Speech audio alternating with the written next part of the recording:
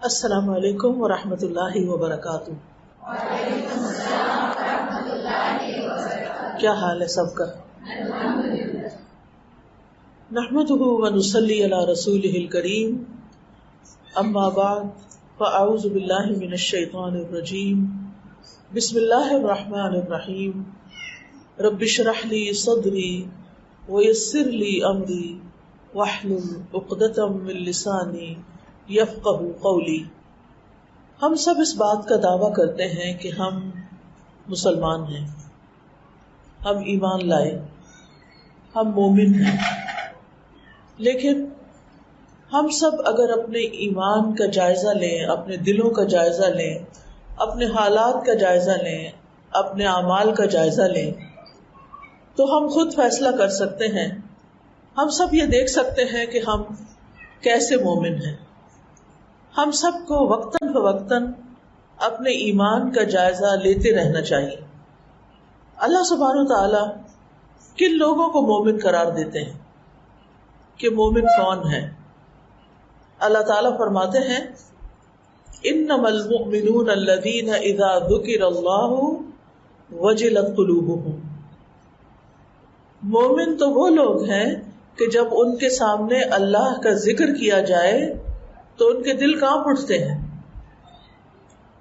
ہم سب بھی اپنے دلوں کا جائزہ لیں، کیا واقعی ہمارے دل بھی کانپ اٹھتے ہیں؟ اللہ کا ذکر کرتے ہوئے، اللہ کو یاد کرتے ہوئے، اللہ کا نام لیتے ہوئے ہمارے دلوں کی کیفیت کیا ہوتی ہے؟ کیا واقعی ہم اللہ کا نام دل سے لیتے ہیں، دل سے سنتے ہیں، اور اللہ کی بات بھی دل سے سنتے ہیں، یا صرف کانوں سے سنتے ہیں؟ وَإِذَا تُلِيَتْ عَلَيْهِمْ آيَاتُهُ زَادَتْهُمْ إِيمَانًا، اور جب اللہ کی آیات انہیں سنائی جاتی ہیں تو ان کا ایمان بڑھ جاتا ہے، یعنی ان کے ایمان میں اضافہ ہوتا ہے۔ اس وقت ہم اللہ تعالیٰ کی باتیں سننے کے لیے آئے ہیں، اللہ تعالیٰ کی باتیں بتا رہے ہیں، سن رہے ہیں۔ اس مجلس کے اختتام پر ہم سب کو پھر اپنے دلوں کا جائزہ لینا چاہیے کہ واقعی کیا ہمارا ایمان بڑا ہے؟ جیسا کہ اللہ تعالیٰ فرماتے ہیں وَإِذَا تُلِيَتْ عَلَيْهِمْ آيَاتُهُ زَادَتْهُمْ إِيمَانًا، اور کیا ہوتا ہے وَعَلَىٰ رَبِّهِمْ يَتَوَكَّلُونَ، اور وہ اپنے رب پر توکل کرتے ہیں، یعنی ایمان والے اپنے رب پر بھروسہ کرتے ہیں، اپنے معاملات کو اللہ کے سپرد کرتے ہیں، اپنی مشکلات میں اس کو یاد کرتے ہیں۔ دو طرح کے لوگ ہوتے ہیں، ایک وہ کہ جب ان پر کوئی مشکل آتی ہے تو وہ لوگوں کی طرف دیکھتے ہیں، اور دوسرے وہ کہ جب ان پر کوئی مشکل آتی ہے تو وہ اللہ کی طرف دیکھتے ہیں، اللہ سبحانہ وتعالیٰ کی طرف رجوع کرتے ہیں۔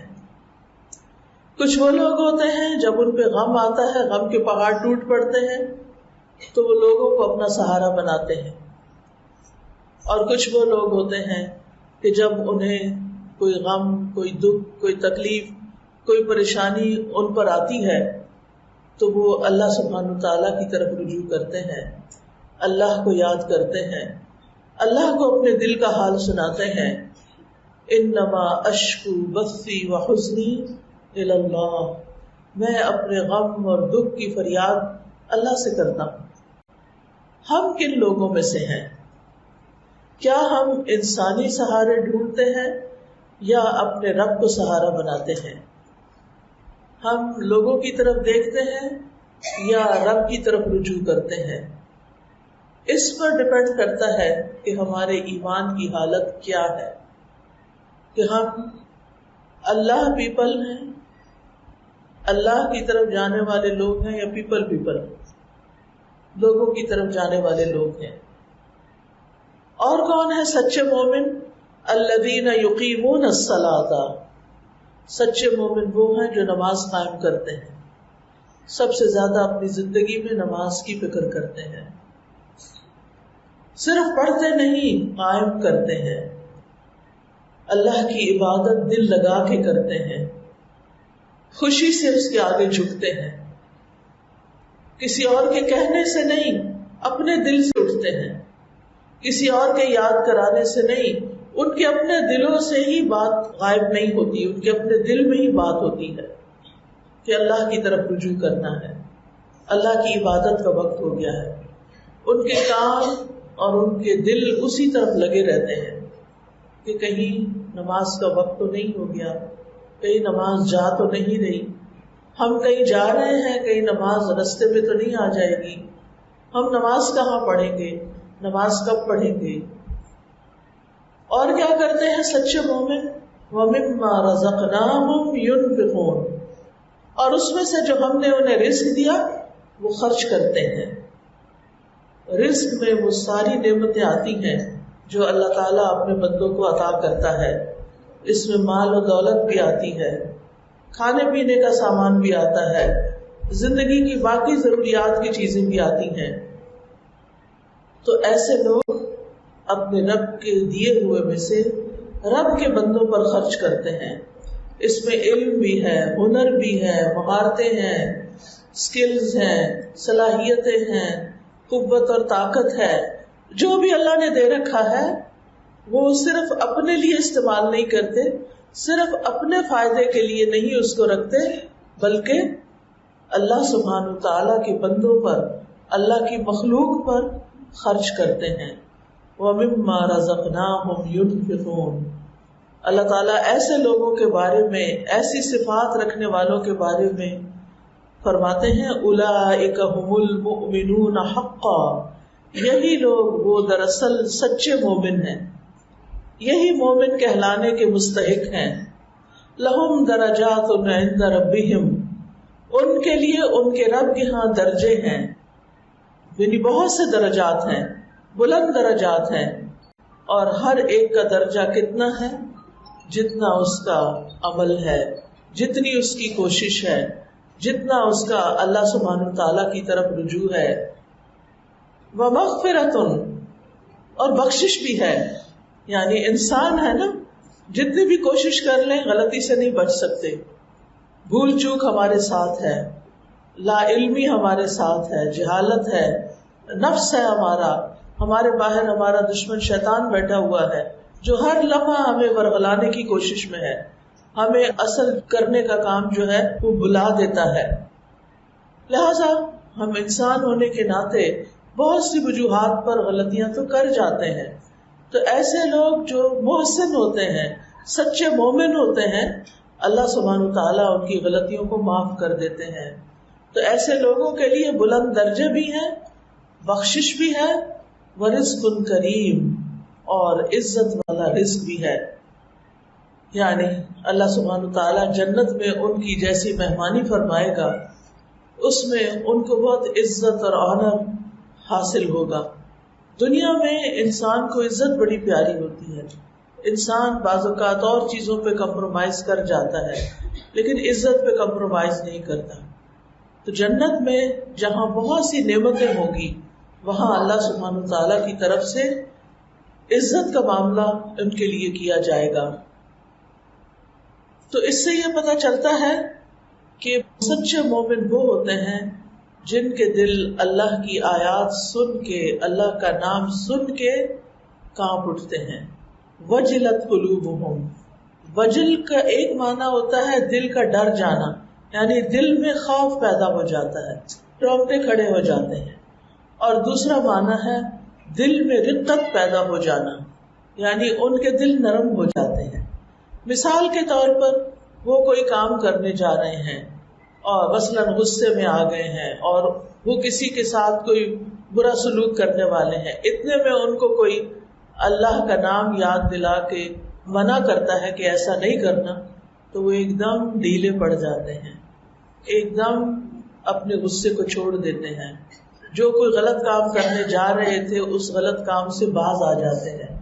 وجلت قلوبہم، یعنی ان کی اصلاح کے لیے، ان کی ہدایت کے لیے اللہ کا نام لینا ہی کافی ہو جاتا ہے۔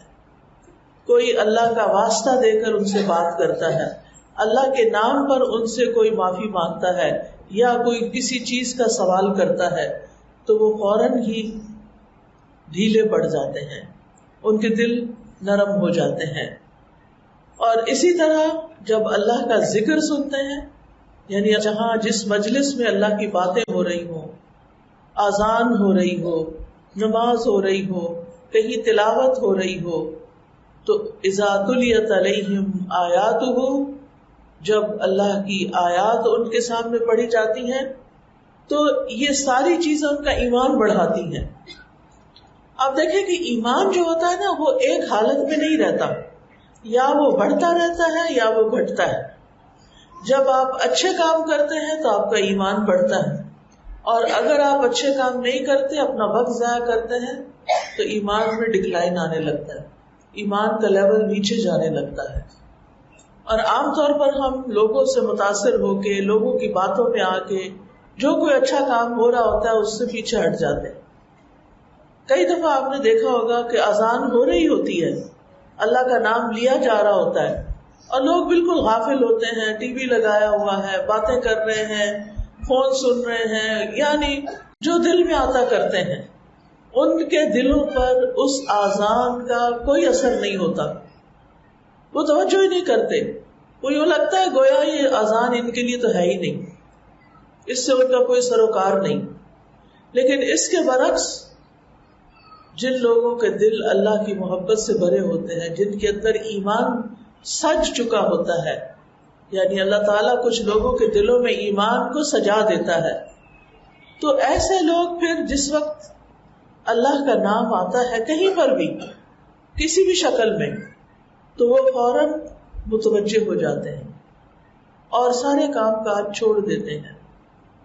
حضرت ام سلمہ کے بارے میں آتا ہے کہ ان کی مشاطہ کہتے ہیں جیسے کنگھی کرنے والی، یوں سمجھے جیسے آج کل سلون میں لوگ کام کرتے ہیں تو گھروں پر بھی جا کے یعنی لیڈیز دوسروں کی ہیلپ کرتی ہیں ان کے سجنے بننے میں.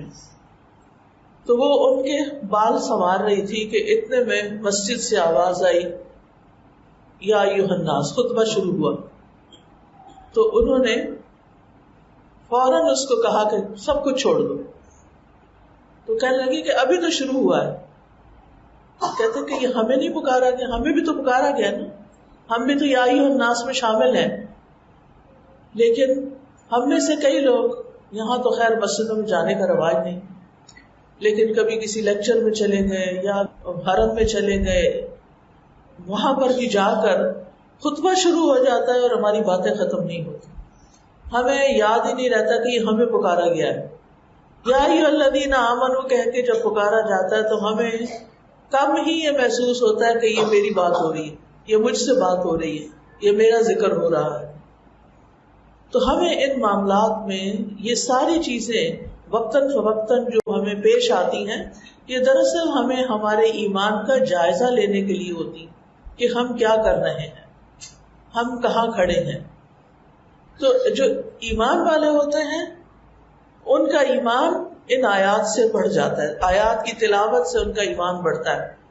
اب بہت سے لوگ اس بات کی شکایت کرتے ہیں ہمارا ایمان کمزور ہو رہا ہے، ہمارے اوپر پریشانیاں آ گئی ہیں، ہم کیا کریں، کیونکہ ان پریشانیوں، ان غموں، ان دکھوں کا علاج اس کے سوا کچھ نہیں کہ ہم اپنے ایمان کو مضبوط کریں.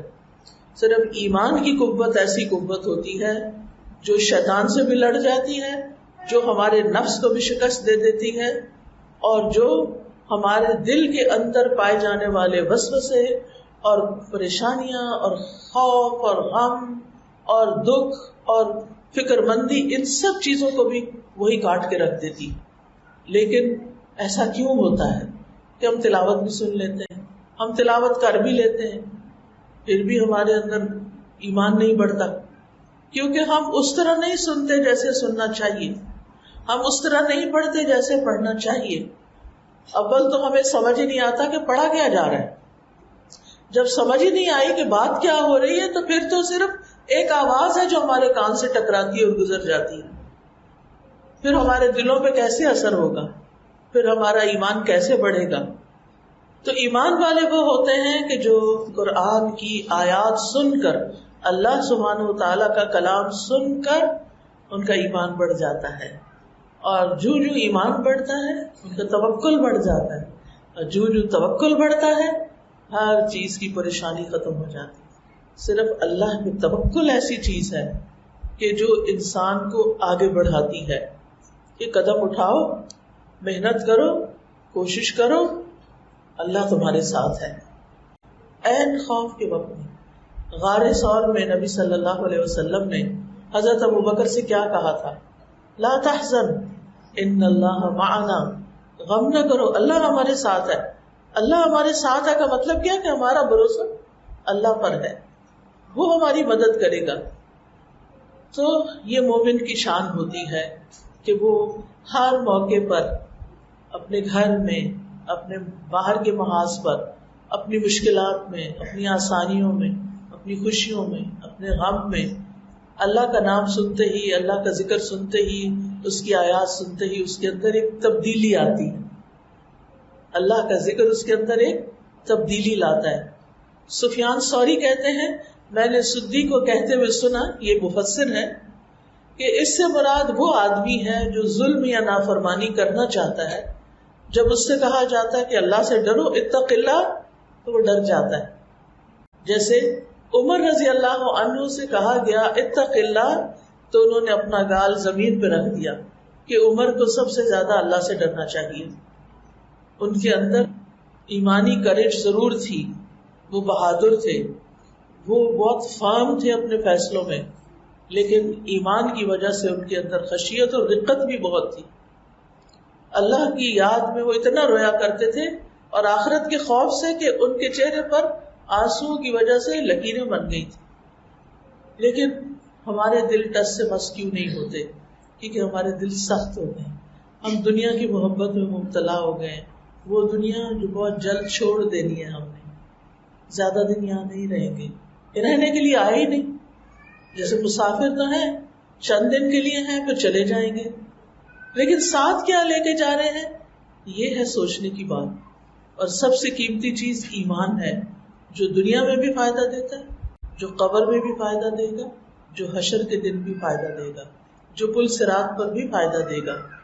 وہاں بھی روشنی ایمان کی قوت کے اعتبار سے ہوگی۔ لہذا ہر چیز سے زیادہ ایمان بڑھانے کی فکر ہونی چاہیے۔ ہمارے غم فکر کس چیز کے ہوتے ہیں؟ مہنگائی ہوتی جا رہی ہے، ڈالر نہیں مل رہا، اب زیادہ سے زیادہ بچت کرنی چاہیے، اب پیسوں کو یہاں انویسٹ کر دینا چاہیے، یہاں چھپا کے رکھ لینا چاہیے۔ سارا غم، ساری فکر، ساری پریشانی، ساری پلاننگ صرف اور صرف دنیا کے حساب سے۔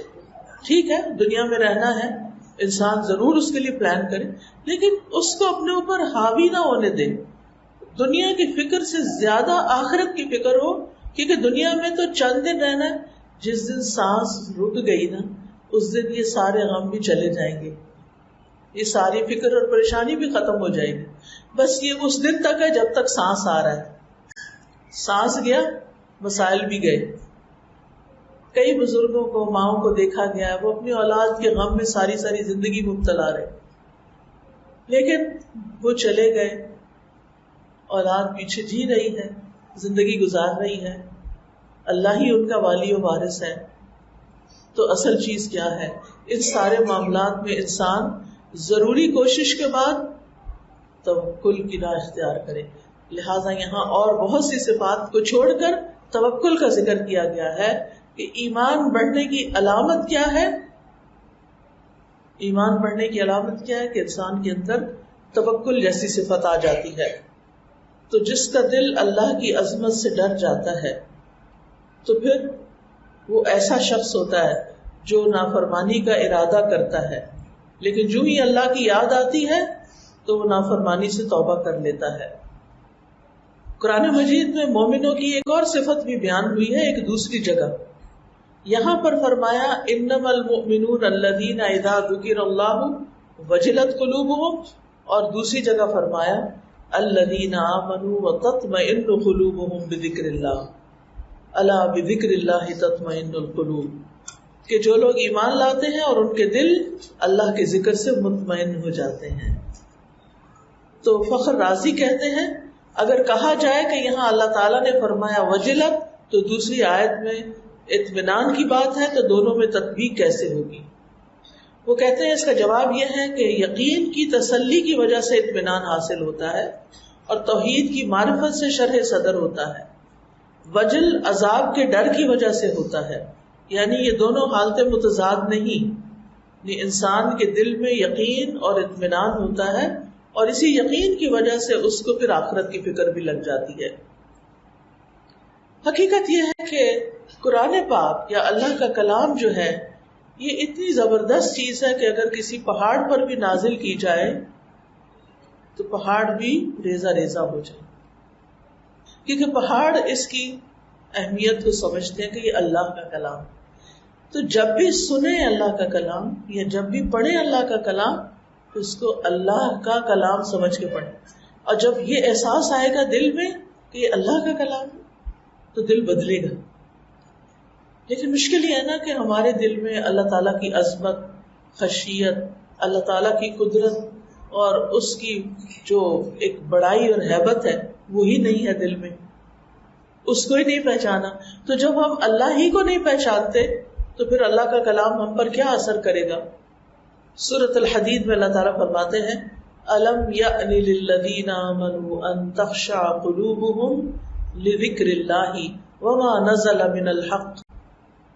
جو لوگ ایمان لائے ہیں کیا ان کے لیے ایسا وقت نہیں آیا کہ ان کے دل اللہ کے ذکر اور جو حق نازل ہوا ہے اس سے ان کے دل جھک جائیں، یعنی ان کے اندر خشوع پیدا ہو جائے، اور وہ ان لوگوں کی طرح نہ ہو جائیں جنہیں اس سے پہلے کتاب دی گئی، پھر ان پر ایک طویل مدت گزر گئی تو ان کے دل سخت ہو گئے اور آج ان میں سے اکثر فاسق ہیں.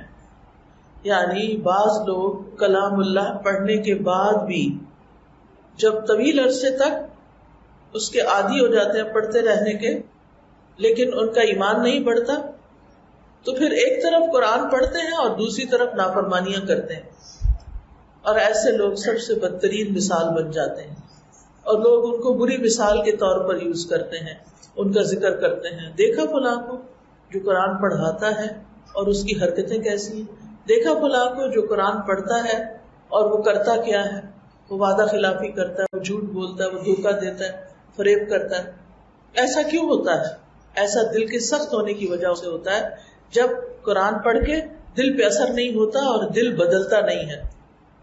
اس لیے نہایت ضروری ہے کہ ہم سب قرآن مجید کے پڑھتے ہوئے، سنتے ہوئے، یعنی کوئی بھی طریقہ اختیار کریں، کبھی پڑھ کے اپنے آپ کو جھنجھوڑیں، کبھی سن کے، کبھی کہیں رک کے، کبھی ایک آیت کو بار بار پڑھ کے. اور اس کے لیے قرآن مجید کو حفظ کرنا بڑا اچھا طریقہ ہے. اگر آپ یعنی شروع کر لیں، جیسے کچھ بہنوں نے میں نے دیکھا ہے کہ سورۃ البقرہ حفظ کرنی شروع کی، ہفتے کی ایک ایک آیت، دو دو آیتیں کرتے کرتے بھی انہوں نے پوری پوری سورت حفظ کر لی. اب اس میں فائدہ یہ ہوتا ہے کہ جب آپ کو ترجمہ آتا ہے اور آپ ایک آیت کو ریپیٹڈلی پڑھتے ہیں، کئی دفعہ پڑھتے ہیں، کئی دفعہ پڑھتے ہیں، پھر نماز میں پڑھتے ہیں، تو اس سے اس کے مختلف طرح کے معنی دل میں اترتے ہیں، آپ کی خشیت میں اضافہ ہوتا ہے. تو یہ قرآن کے ساتھ تعلق قائم رکھنے سے ہی ہوتا ہے. تو اللہ کے جو خاص بندے ہوتے ہیں جب ان کے اوپر اللہ کی آیات پڑھی جاتی ہیں، خروا سجدا وبکیا، ان کے آنسو بھی آ جاتے ہیں اور وہ سجدے میں بھی گر پڑتے ہیں، یعنی اللہ کے آگے جھک جاتے ہیں، ان کے دلوں پر رقت طاری ہو جاتی ہے. نبی صلی اللہ علیہ وسلم کے کچھ ساتھی حبشہ ہجرت کر کے گئے. ان کے سامنے جب وہاں کے بادشاہ نے، جو کہ ایک عیسائی بادشاہ تھا، اس نے ان مسلمانوں کو پناہ دی. قریش کے لوگ ان کے پیچھے چلے گئے اور انہوں نے بادشاہ وقت کو بھڑکایا مسلمانوں کے خلاف. بادشاہ انصاف پسند تھا، اس نے مسلمانوں کو طلب کیا اور کہا کہ تم کس چیز پر ایمان رکھتے ہو اور تم کن باتوں کو مانتے ہو. تو اس پر جعفر بن ابی طالب، جو رسول اللہ صلی اللہ علیہ وسلم کے چچا زاد بھائی تھے، جن سے آپ بہت محبت کرتے تھے، انہیں نمائندگی دے کر قرآن سنانے کو کہا گیا. تو انہوں نے سورۃ مریم پڑھی نجاشی کے سامنے، اور سورۃ مریم سنتے ہی اس کی آنکھوں سے آنسو بہنے لگے، حالانکہ وہ مسلمان نہیں تھا. تو اللہ تعالیٰ فرماتے ہیں وَإِذَا سَمِعُوا مَا أُنزِلَ إِلَى الرَّسُولِ تَرَىٰ أَعْيُنَهُمْ تَفِيضُ مِنَ الدَّمْعِ مِمَّا عَرَفُوا مِنَ الْحَقِّ يَقُولُونَ رَبَّنَا آمَنَّا فَاكْتُبْنَا مَعَ الشَّاهِدِينَ. اسی طرح نبی صلی اللہ علیہ وسلم نے ایک مرتبہ حضرت عبداللہ بن مسعود سے کہا کہ مجھے قرآن پڑھ کر سناؤ. میں نے کہا کہ میں آپ کو پڑھ کر سناؤں جبکہ وہ آپ پر ہی نازل ہوا ہے. آپ نے فرمایا میں اپنے علاوہ دوسرے سے بھی سننے کا شوق رکھتا ہوں. تو اس سے کیا پتہ چلتا ہے کہ ایک انسان اگر کتنا بھی اچھا قرآن پڑھ سکتا ہو، رسول اللہ صلی اللہ علیہ وسلم سے بہتر کون پڑھ سکتا ہے، لیکن کتنا بھی اچھا کوئی پڑھ سکتا ہو، دوسروں سے سننے کا ایک اور ہی مزہ ہوتا ہے. لہذا اپنے دن کی روٹین میں یہ بات ضرور شامل کر لیں کہ کچھ نہ کچھ قرآن کے حصے کی تلاوت سنیں. اب تو اتنی اچھی اچھی ایپس آ گئی ہیں کہ جن میں بہت خوبصورت ریسیٹیشن ہوتی ہے اور پھر وہاں بک مارک کر لیا جاتا ہے. تو اس طرح اگر آپ ڈیلی سنیں، مثلاً اپنی روٹین بنا لیں کہ ناشتہ تیار کرتے ہوئے آپ نے وہ حصہ سننا ہے، تو آپ یقین کریں ہاتھ آپ کے کام کر رہے ہوں گے، اگر کان ادھر لگے ہوئے ہوں گے تو اس دوران بھی آپ کے دل پر ایک خاص کیفیت طاری ہو جائے گی. اور کچھ نہیں تو سورۃ فاتحہ ہی سن لیں، سورۃ البقرہ کا کچھ حصہ ہی روزانہ سن لیں، لیکن قرآن سننے کی عادت ڈالیں. کیونکہ بعض لوگ سن کر زیادہ اثر لیتے ہیں، بعض لوگ پڑھ کے زیادہ اثر لیتے ہیں، اور بعض لوگ غور و فکر کر کے، ہر ایک کا مزاج مختلف ہوتا ہے. تو خود کو پہچانے کہ کون سی تلاوت، کون سی چیز آپ کے دل پر اچھا اثر ڈالتی ہے. پھر اسی طرح ہم دیکھتے ہیں کہ نہ صرف یہ کہ انسان بلکہ باقی مخلوق بھی قرآن کے سننے اور پڑھنے سے متاثر ہوتی ہے. اور اس میں ہم دیکھتے ہیں کہ مسجد نبوی میں کھجور کا جو تنا تھا جس پر نبی صلی اللہ علیہ وسلم خطبہ دیا کرتے تھے، جب آپ نے اس تنے کو چھوڑ کر ممبر بنوا لیا تو اس کے اندر سے رونے کی آواز اور سسکیوں کی آواز آنے لگی. اور آپ صلی اللہ علیہ وسلم جب جمعے کے دن ممبر پہ تشریف لے گئے تو کھجور کے تنے سے بچے کے رونے کی آواز آنے لگی، بچے کی طرح. تو آپ ممبر سے اترے اور اسے اپنے گلے سے لگا لیا، کھجور کے تنے کو حق کیا تو وہ بچے کی طرح ہچکیاں بھرنے لگا، جیسے سسکیاں لیتے ہیں نا، اس طرح جسے چپ کرایا جاتا ہے، تسلی دی جاتی ہے. نبی صلی اللہ علیہ وسلم نے فرمایا یہ تنا اس لیے رو رہا تھا کہ وہ اللہ کے اس ذکر کو سنا کرتا تھا جو اس کے قریب ہوتا تھا. یعنی اس کے ساتھ تو ہمارے جو ماحول ہوتا ہے وہ بھی متاثر ہو رہا ہوتا ہے، اور جب ایسے لوگ ایسی جگہوں کو چھوڑ جاتے ہیں تو وہ بھی روتے ہیں. کیونکہ کہتے ہیں نا کہ بعض لوگوں کی موت پر زمین بھی روتی ہے، آسمان بھی روتا ہے، لیکن کچھ لوگ ایسے ہیں کہ جن کی موت پر زمین و آسمان شکر کرتے ہیں. تو ہمیں اپنے دل کو سخت ہونے سے بچانا ہے. یعنی یہ یاد رکھیے کہ دل کو سخت نہیں ہونے دینا، کیونکہ کچھ لوگوں کے دل قرآن پڑھ کے بھی سخت ہو جاتے ہیں. حضرت معاذ کہتے ہیں، معاذ بن جبل، ان قریب یہ قرآن کچھ لوگوں کے سینوں میں بوسیدہ ہو جائے گا، پرانا ہو جائے گا، جیسے کپڑا پرانا ہو کے پھٹ کر گر جاتا ہے. یہ لوگ قرآن پڑھیں گے لیکن اس میں کوئی لطف اور لذت نہیں پائیں گے. وہ بھیڑیوں کے دلوں پر بھیڑوں کی کھالیں پہن لیں گے. یعنی ہوں گے اندر سے بھیڑیے، اوپر سے بھیڑ کی کھال پہنے گے. بھیڑ معصوم سی شکل کی ہوتی ہے نا. ان کا عمل طمع اور لالچ کے لیے ہوگا. یعنی ان کا قرآن پڑھنا اور پڑھانا اللہ کے لیے نہیں ہوگا بلکہ کسی لالچ کی وجہ سے ہوگا، کسی دنیاوی فائدے کی وجہ سے ہوگا، لیکن اس میں اللہ کا خوف نہیں ہوگا. اگر وہ عمل میں کوتاہی کریں گے تو کہیں گے ان قریب ہم جنت تک پہنچ جائیں گے، جنت ہمارے ہی لیے ہے کیونکہ ہم قرآن بہت پڑھتے ہیں. اور اگر وہ برے عمل کریں گے تو کہیں گے ہمیں معاف کر دیا جائے گا کیونکہ ہم اللہ کے ساتھ کسی کو شریک نہیں ٹھہراتے، لہٰذا ہم تو بخشے بخشائے لوگ. یعنی ان کو اپنے قرآن پڑھنے اور اپنے دین پر ہونے کا بڑا زوم ہوگا، حالانکہ ان کے دل اللہ کی خشیت سے خالی ہوں گے. تو کہنے کا مقصد یہ ہے کہ ہم سب کو اپنے دلوں کا جائزہ لیتے رہنا چاہیے، اور خاص طور پر یہ کہ ہمارا اللہ تعالیٰ کی ذات پر کتنا بھروسہ ہے. اور اس کا جائزہ مشکل وقت میں، کہ اگر آپ کوئی بری خبر سنتے ہیں، کوئی تکلیف دہ بات سنتے ہیں، کوئی پریشان کن چیز آپ کے ذہن میں آتی ہے، تو آپ اپنے دل کی حالت کیسے پاتے ہیں اور کیا کہتے ہیں اپنے آپ کو؟ کیونکہ بعض اوقات اپنے استاد خود بننا پڑتا ہے، اپنا کاؤنسلر خود بننا پڑتا ہے، اپنی کاؤنسلنگ خود کرنی ہوتی ہے، اپنے آپ کو خود سمجھانا ہوتا ہے، کیونکہ جتنا آپ اپنے مسئلے کو سمجھتے ہیں کوئی اور نہیں سمجھتا. آپ کسی سے ذکر بھی کرتے ہیں تو وہ تھوڑی دیر آپ کو تسلی دے دے گا، ہائے بیچارہ، اور پھر کوئی تھپکی دے دے گا، کوئی آپ کے آنسو پوچھ لے گا، دیٹس اٹ، بات ختم. کیا کر سکتا ہے کوئی آپ کے لیے؟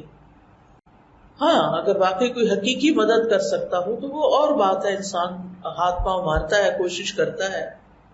لیکن لوگوں کے آگے رونا دھونا بند کر دیں، اس عادت کو بدل لیں. لوگوں کے آگے نہیں رونا. جب رونا آئے تو اللہ سے باتیں شروع کر دیں، اللہ کو اپنے غم کی داستان سنائیں، اور آپ دیکھیں گے کہ تھوڑی دیر کے بعد آپ کے دل پہ سکینت طاری ہو جائے گی، ایک اطمینان کی لہر دوڑ جائے گی. اگر کوئی چیز حاصل کرنا چاہتے ہیں تو بھی اللہ سے بات کریں. اللہ تعالیٰ آپ کے ہاتھ میں، آپ کی قدرت میں، آپ کے لیے کچھ مشکل نہیں. آپ تو دے کر بھی آپ کے ہاتھ سے کچھ جاتا ہی نہیں، اور اگر کوئی نقصان ہو رہا ہے اور اس سے بچنا چاہتے ہیں تو بھی اس کی داستان اللہ ہی کو سنائیں کہ یا رب اس نقصان سے آپ ہی بچا لیں اور آپ میرے لیے آسانی فرما دیں. لیکن یہ اسی وقت ہوگا، ایک طرف اللہ کا ذکر اور آیات ہے، دوسری طرف نماز اور رزق صدقہ خیرات ہے، تو درمیان میں توکل ہے. یعنی اگر انسان کا ایمان بھی مضبوط ہے اور عبادات بھی مضبوط ہیں تو توکل بھی مضبوط ہو جائے گا. توکل مضبوط ہوگا تو غم دور ہوں گے، پریشانیاں دور ہوں گی. اور اس میں آپ دیکھیے کہ جو مما رزقناہم ينفقون ہے، اس میں سب سے پہلے فرائض ادا کرنے کی فکر کرنی چاہیے. لوگوں کو عام طور پر زکوٰۃ دینے کا طریقہ ہی نہیں آتا. کل پرسوں ہی کوئی پوچھ رہا تھا کہ کیا زکوٰۃ اس ریٹ پر دینی ہوتی ہے جس پر سونا خریدا گیا تھا؟ اب یہ ایک چھوٹی سی بات ہے اور معلوم نہیں ان کو کس نے یہ بات کہی، کہیں سے سنی ہوگی کہ ہر سال زکوٰۃ اسی ریٹ کے مطابق دی جائے گی کہ جس پر سونا پہلی دفعہ خریدا گیا تھا. ایسے نہیں ہے. آپ کو زکوٰۃ دینی ہے ہر سال کے نئے ریٹ پر، اور اس سے لوگ پریشان ہو جاتے ہیں کہ اب تو بڑا مہنگا ہو گیا.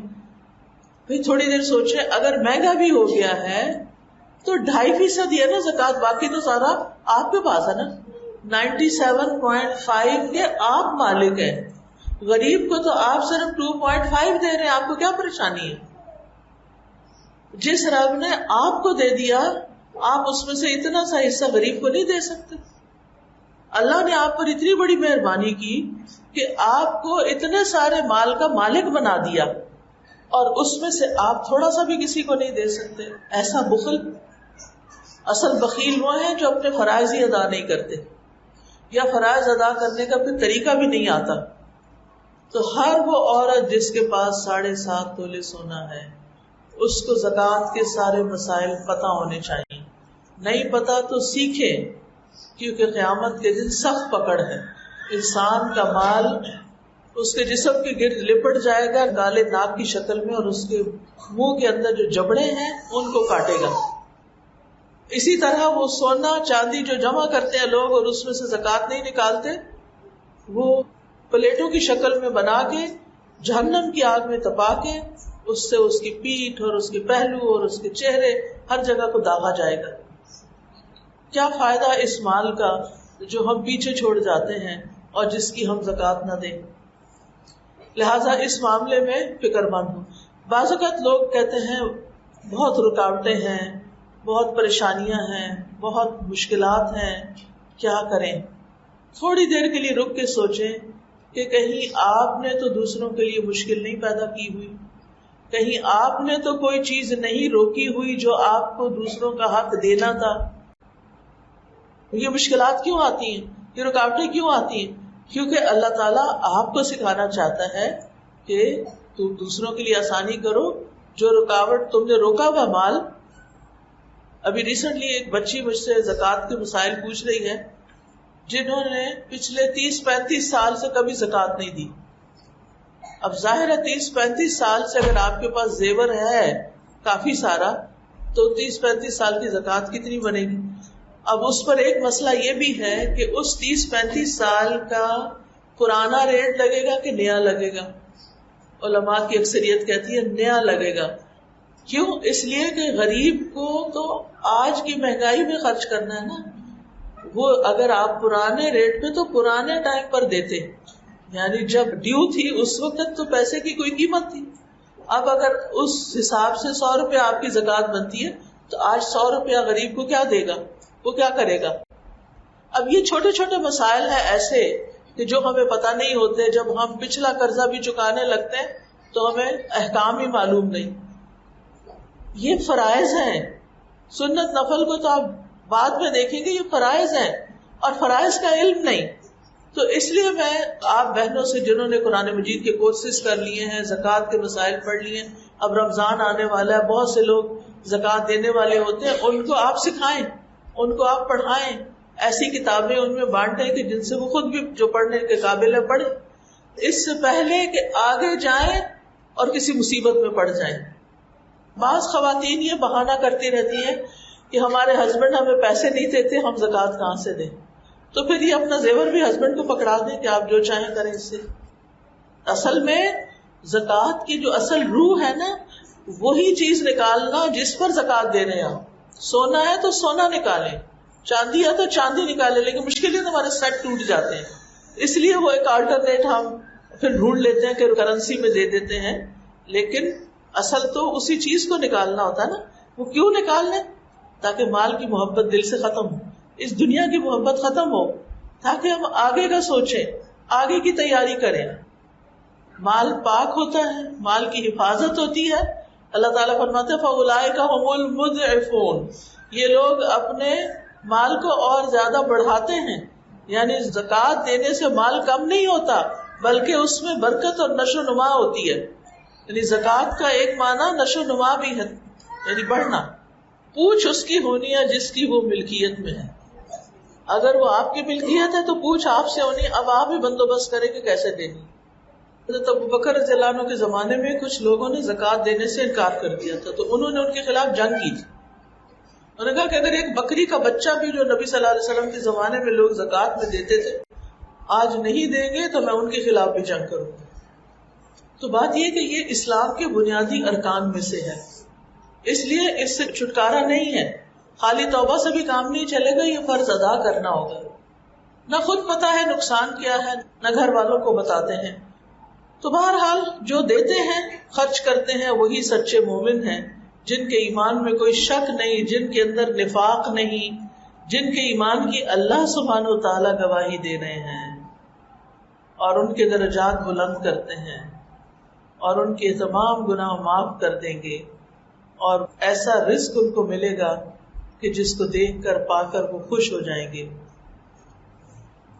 تو ایمان جو ہے اصل میں 3 چیزوں پر مشتمل ہے: دل سے اعتقاد رکھنا، زبان سے اقرار کرنا اور اعضاء سے عمل کرنا. دل کا عمل کیا ہے کہ ایمان اور توکل اور یقین میں اضافہ ہو. زبان کا کیا ہے کہ انسان اللہ کا ذکر کثرت سے کرے. اور پھر اعضاء کا عمل کیا ہے کہ نماز قائم کرے اور زکوٰۃ ادا کرے. کسی نے کہا ہے کہ اگر شوہر آپ سے قرض لے اور پھر واپس دینے سے منع کرے تو کیا اسے زکوٰۃ میں شامل کر سکتے ہیں؟